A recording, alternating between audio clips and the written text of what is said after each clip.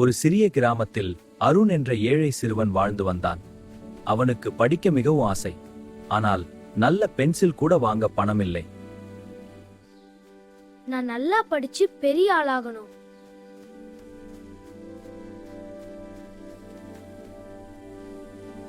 ஒரு நாள் பள்ளி செல்லும் வழியில் ஒரு பழைய பென்சில் அவனுக்கு கிடைத்தது. ஆஹா, இது யாரோட பென்சில்? அவன் பென்சிலை எடுத்தவுடன் ஒரு மாய குரல் கேட்டது. நல்ல விஷயத்திற்காக மட்டும் என்னை பயன்படுத்து. யார் பேசுறது? அருண் பயந்தாலும் அந்த பென்சிலால் எழுதத் தொடங்கினான். அவன் நாளைக்கு மழை வரும் என்று எழுதினான்.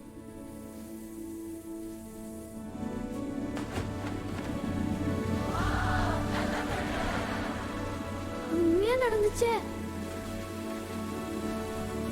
அருணின் அம்மா பல நாட்களாக உடம்பு சரியில்லாமல் இருந்தார். அம்மா சீக்கிரம் நல்லா ஆகணும்.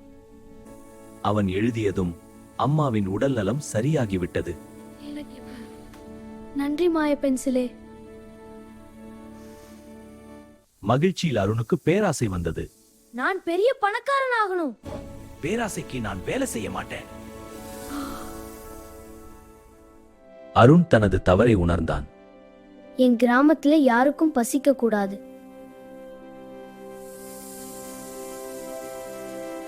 அடுத்த நாள் கிராமத்தில் புதிய உணவகம் திறக்கப்பட்டது. யாருக்கும் பசிக்கவில்லை. நல்ல மனசு கொண்டவர்களுக்கு